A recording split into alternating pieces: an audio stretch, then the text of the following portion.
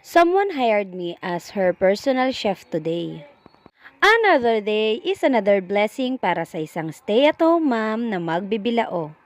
At tama po kayo nang narinig, isa akong personal chef today. Etong customer natin ngayon ay umorder ng isang bilaong spaghetti. Rush order ito at kailangan niya ito ng 5 p.m. Pero dahil may meeting ako ng hanggang alas 4 ay minadali ko talaga ang pagluluto nito. Baka kasi magreklamo tong customer ko na to na late dumating ang in-order niya. Etong customer na to ay masyadong demanding. Biruin nyo naman 1,000 pesos lang yung ibinigay at gusto ay napakaraming spaghetti ang lulutuin ko. Ganun pa man, as her personal chef today ay pinagbigyan ko na. Sinamahan ko na nga rin ito ng isang bilaong Shanghai kasi nga baka makarinig na naman ako ng reklamo. Bukod sa pagiging demanding ay napakareklamador talaga ng customer ko na ito. Biruin nyo, 1,000 pesos lang ang ibinigay niya sa aking budget.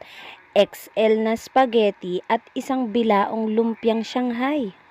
At nung pagka-deliver ko nga nitong mga pagkain na in-order niya, nagtanong pa kung may sukli pa siya. Grabe talaga.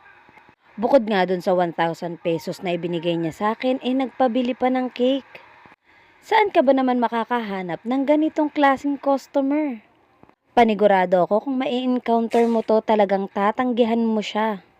Pero dahil anak ko pala yung magbe-birthday, wala akong magawa kundi sundin na lang yung mga utos niya.